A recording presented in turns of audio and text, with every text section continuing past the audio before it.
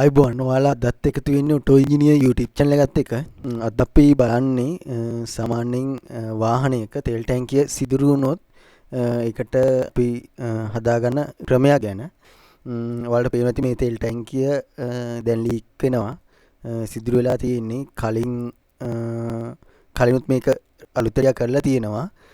අපි අද කියලා දෙන ක්‍රමයට වෙන තැනකින් සිදුරුනොත් ඇරෙන්න එතනින් ආයේ තෙල් කාන්දු වෙන්න බලන්නේ නැහැ. දැන් අපි සාමාන්‍යයෙන් තෙල් ටැංකියක් සිදු වුණාට පස්සේ අපි කැට්ලෝ දානවා. සමහර අය ගම්වර දානවා. ඒ කියන්නේ අර අපි කැට්ලෝ කියන්නේ අර වාහන ප්ලේන් කරනකොට අපි කැට්ලෝ දාන්නේ. කැට්ලෝ දාලා කිසි කාලයකට අපට නවත්ව ගන්න පුළුවන්. ඊට පස්සේ අර මැජික් ගම් එක වගේ යකඩ වල මොනවා හරි ගම් වර්ගයක් දාලා නවත්ව ගන්න පුළුවන්. ඒ වගේ විවිධ ක්‍රම පාවිච්චි කරනවා. ඊළඟට ආයේ පිත්තල වලින් පාහනවා. එතකොට අර පාහනකොට පොඩ්ඩක් රත් වෙනකොට අනිත් ඇනුත් කාන්දු වෙන බලනවා. ඒ වගේ ගැටලු තියෙනවා. කොහොම වුණත් මේ දවස්වල ගොඩක් ලොකු ගාණක් වෙනවනේ තෙල් ටැංකියක්. ඉතින් අපි කතා කරන්න බලාපොරොත්තු වෙන්නේ මේකට අපි తాවකාලිකව කිව්වට తాවකාලික නෑ. ඒ කියන්නේ ස්ථිරයි මේක. වෙන තැනකින් කාන්දුනොත් එතෙන්ට පිළියමක් කරගෙනවා. මේක කොහොම හරි අපි අලුතින් සකස් ඒ කියන්නේ අලුතෙරියා කරගන්න ක්‍රමයක් තමයි කතා කරන්න බලාපොරොත්තු වෙන්නේ. මම මේ සීට් එක ගලවලා ඉවත් කරගන්නවා. සීට් 100 බයික් එකේ සීට් එක ගලවන්න මෙතන 10 යන දෙකක් තියෙනවා. සයිඩ් කප් එක අපි ගලවලා අයින් කරාට පස්සේ මේක කියන්නේ ඩීසල් පෙට්‍රල් ඕනම වාහනයකට මේ විදිහට අපිට කරන්න පුළුවන්. ආයි මේ තෙල් ටැංකිය ගලව ගන්න මෙතන 10 යන දෙකක් තියෙනවා. ඩිස්කවරි වගේ බයික් වල නම් මෙතන පින් එකක් තියෙන්නේ. පින් එක ගලව ගත්තට පස්සේ සීට් එක ගලවන්නත් පුළුවන්. ඒකේ සීට් එක ගලවන වෙම තියෙනවනේ කේබල් එකක්. ඒක ඇදලා ගලව ගන්න පුළුවන්. ඒක මේකට අපි ටැංකිය ගලව ගමු.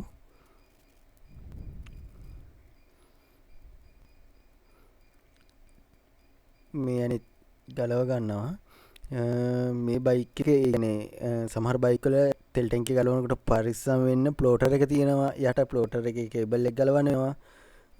නමුත් මේකේ නම් පෙට්‍රල් මීටරයක් නැහැ.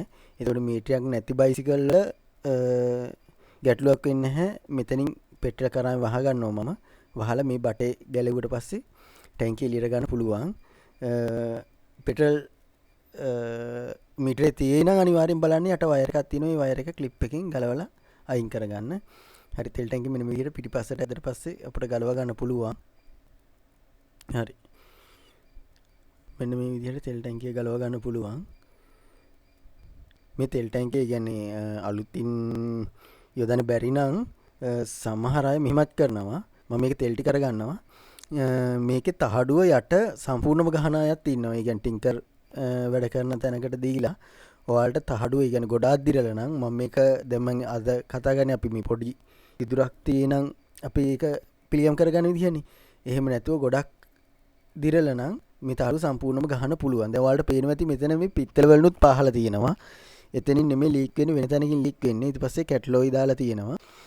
මුලින්ම මේ විදිහට ගලව ගත්තට පස්සේ දැන් මේක මෝටර් සයිකල් වලට විතර නෙමෙයි මෝටර් රථ වලටත් කියන වාහන වලටත් මේක දාලයි අපි කරන්න ඕන මේක පිරිසිදු කරගන්න ඕන. පිරිසිදු කරගන්නකොට පරිස්සම් වෙන්න. මොකද ටැංකිය ගොඩක් දිරලා තිබුණොත් තව සිදුරු ඇති වෙන්න පුළුවන්. ගොඩක් වෙලාවට එහෙම වෙනවා. මේක අර වතුරත් එක්කනේ දිරුම ඇති වෙලා තියෙන. එතකොට මේ ටැංකිය යට සීමාව සම්පූර්ණයෙන්ම දිරලා තියෙන්නත් පුළුවන්. මේකම හැමින් හොඳට පිරිසිදු කරගන්න ඕන. මම මේ ඇමරිකෝල කෑල්ලක් ආධාරයෙන් පිරිසිදු කරගන්නවා. කියත්තල කෑල්ලකිනුත් පොඩ්ඩක් පිරිසිදු කරගන්න ඕන. ඉස්සෙල්ලා මේකේ කැට්ලෝයි දාපු නිසා. නමුත් අර කියත්තල කෑල්ලෙන් පිරිසිදු කරගන්න මේ සමහරට මේකේ සිදුරු ලොකු වෙන්න පුළුවන්. ඒ කියන්නේ තව ගොඩක් දිරලා තියෙන්න පුළුවන්. ඒ නිසා ප්‍රවේශමට ඒ සිදුර තියෙන තැන විතරක් පිරිසිදු කරගන්න. පිරිසිදු මං මේකට ඇමරිකොලේකුත් අල්ලලා ගමු අපි. ඇමරිකොල කෑල්ලකුත් ඔයාලා දැන් මේක මම බෞද්ධ එකක් ආධාරයෙන් තමයි මම මෙතන දැන් මේක පිළිසකර කරගන්න හදන්නේ. එතකොට භෞතික දැන් රත් වෙන මං ගහලා තියෙන්නේ. එහෙම නැත්තුව ඔක්සි ඇසටිලින් හෝ ඔක්සිජන් කාබයිට් වලින් හෝ මේ වැඩේ කරනවා නම් තෙල් ටැංකිය පියන ඇරලා තියන්න අනිවාර්යෙන් මතක තියාගන්න. නමුත් දැන් ඒ වගේ ලාම්පුවෙන් පාහනවා නම් මේක තවත් සිදුරු වෙන්න තියෙන හැකියාව වැඩි. ඒ කියන්නේ මේක දැන් තුනී වෙලා නම් තියෙන්නේ සිදුරු වෙනවා මේක හදාගන්න බෑ. ඒක නිසා මේ ඔයාලට හොඳම ක්‍රම තමයි මේ කියලා දෙන්නේ. දැන් මම මේ චූටි උලක් ආධාරයෙන්ුත් මේක මේ අරයි කියන්නේ මේ දාර තියෙනවා හොඳට පිරිසිදු කරගන්න. එහෙනම් මේ වැඩේ සාර්ථක වෙන්නේ නැහැ. ඒ නිසා මේ හොඳට පිරිසිදු කරගන්න තහඩුව මතුවෙනකන් සිදුර ලොකු කරගන්නත් එපා. මෙන්න මේ වගේ මෙරිකොලයක් ආධාරින් දැන් මේ එක්තන මේ වෙලා තියෙන්නේ මේ කලින් අලුත් ඇඩියක් කරපු නිසා හරි අමාරුයි මේක පිරිසිදු කරගන්න. දැන් එහෙම නැති එකක් නම් මෙච්චර අමාරුවක් නැහැ. සාමාන්‍ය උඩ තින්ත ටික පොඩ්ඩක් හුරලා එතන මෙරිකොලයක් ඇල්ලුවා නම් හොඳටම ඇති. මම මේ පෙට්‍රල් පොඩ්ඩක් දදා ඇමරිකොලයක් ආධාරයෙන් හොඳටම පිරිසිදු කරගන්නවා. මේක හොඳටම පිරිසිදු කරගෙන නොගත්තොත් මේ ඒක අපට අමාරු වෙනවා වැඩේ කරගෙන යද්දි වලට තේරෙවි. ඒ නිසා පිරිසිදු කරගන්න.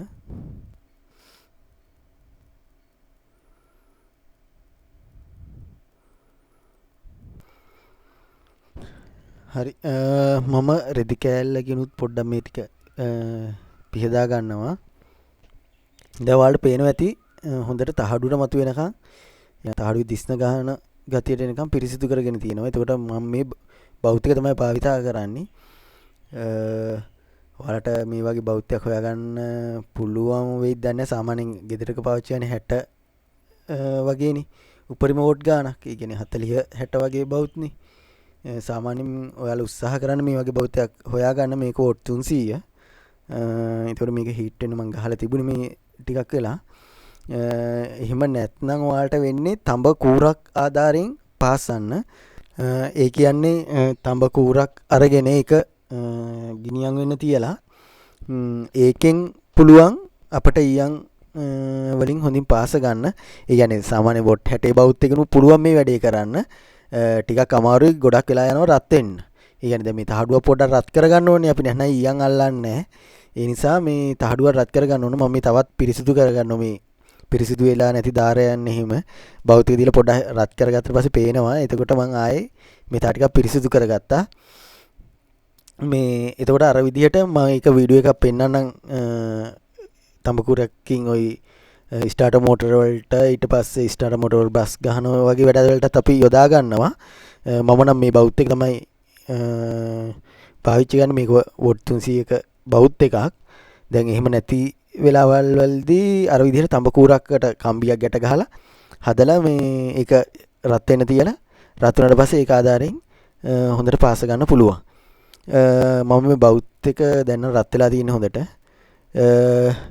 මේ දුම්මල කියලා අපි කියනවා මේක මේ පැස්සුම් වලට ගන්නවා මේ පේස්ට් එකක්. මේකට තියෙනවා සෝල්ඩින් පේස්ට් කියලා අපි සෝල්ඩින් පේස්ට් කියලා වර්ගයකුත් යොදා ගන්නවනේ.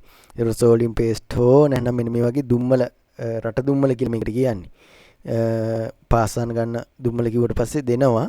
එහෙම නැත්නම් සෝල්ඩින් පේස්ට් පොඩ්ඩක් දාන්න. දාලා මේ විදිහට හොඳට රත් කරගන්න මෙතන.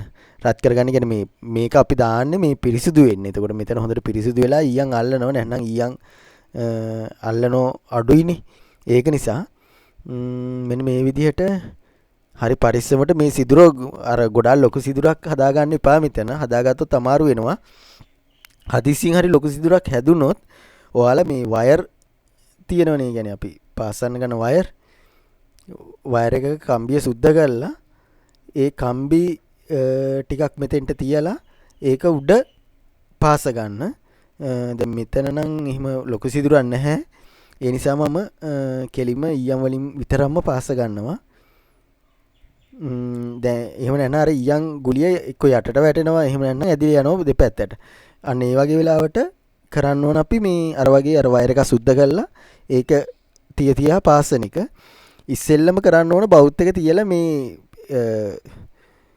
තෙල් ටැංකිය මේ ලෝහය පොඩ්ඩක් රත් කරගන්න ඕන. නැත්නම් මේක පාසන්න බෑනේ. සාමාන්‍ය ඔයාලා දන්නෝනේ පාසනකොට අනිවාර්යෙන් තහඩුව පොඩ්ඩක් රත් වෙන්න ඕන කියලා. තහඩුව නෙමෙයි අපි පාසන්න ගන්න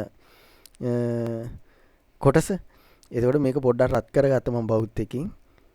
මේ ඒ කියන්නේ ගොඩක් වෙලා තියන් ඉන්නේ පොඩ්ඩක් රත් කරගෙන දැන් මෙන්න මේ විදිහට පාස්ස ගන්නවා මේ. දැන් වටේ පොඩ්ඩක් අහු වෙලා තියෙන මේක ටිකක් අමාරුයි වැඩේ. ටික වෙලාවක් යනවා. ඊළඟට මේක හැබැයි මේ කියන්නේ මුලින් පොඩ්ඩක් ඇල්ලුනාට පස්සේ ඊට පස්සේ තියාගෙන යන්න තියෙන්නේ. මෙන්න මේ විදිහට. අර සිදුර ගොඩක් ලොකු සිදුරක් නම් වයර් එක සුද්ධ කරලා වයර් කැල සුද්ධ කරලා ඒකේ කම්බි ටික තම කම්බි ටික මෙතන තියාගෙන ඒ කියන්නේ මේ සිදුර වැහෙන විදිහට තියාගෙන තම කම්බි ටිකත් එක්ක අහුවෙන්න ඊයන් ටික දාගත්තට පස්සේ මේ සිදුර වහ ගන්න පුළුවන්. හරි මේ විදිහට වැඩේ මං සිදුර පොඩ වහ ගන්නවා. අපේ channel එක subscribe කරලා නැත්නම් subscribe කරන්න. ඉස්සරහට මේ වගේ වීඩියෝ අරගෙන එනවා. එතකොට තව කෙනෙක්ට දකින්න share කරන්න, like කරන්න, ගැටලු තියෙනම් comment කරන්න. හරි මම දැන් මේ විදිහට පාස් ගන්නවා. අපි මේක තා පොඩ්ඩයි තියෙන මේ සිදුර වලට පේනවා ඇතිනේ. දැන් මේ විදිහට පාහගෙන ඊට පස්සේ මේක උඩින් ඔයාලට ඕනනම් යකඩ වන ගම් එකක් හෝ එහෙම නැත්නම් මලකඩ කනවට තින්තා ලේප කරගන්න පුළුවන්. දැන් මේක ලාම්පුවෙන් වැඩේ කරා නම් මේ පැත්ත සම්පූර්ණයෙන්ම يعني ප්ලේන් ටිකත් පිච්චිලා තව සිදුරු මතුවෙනවා. දැන් මේ විදිහට පාස් ගත්තට පස්සේ කිසිම ගැටලුවක් නැහැ. ඔයාලට ඩීසල් වාහනයක් හෝ පෙට්‍රල් වාහනයක් හෝ ඕනම වාහනයකට මේ විදිහට මේ ඊයන් වලින් සෝල්ව් කරගන්න පුළුවන්. දැන් ඔයාලට පේනවා ඇති මේක සම්පූර්ණයෙන්ම මම පාස් එකගෙන ඉවරයි. ගොඩක් ලොකු ප්‍රමාණයක් මම මේ විදිහට පාස් එකගෙන තියෙනවා. හරි එහෙනම් මම මේක ආයේ තෙල් ටැංකිය සවි කරන හැටි වීඩියෝ එක දාන්න නැහැ. එතකොට වීඩියෝ එක දිග වැඩි වෙන නිසා මේ විදිහට ඔයාලා කරලා බලන්න. ගැටලු මොනවා හරි තියෙනම් කමෙන්ට් එකක් දාන්න. ආයෙ මං එතකොට ඒකට රිප්ලයි එකක් දාන්නම්. හරි එහෙනම් සියලු දෙනාටම බොහොම ස්තුතියි. ආයෙ මේ වගේ වීඩියෝ එකකින් නැවත හමු වෙමු.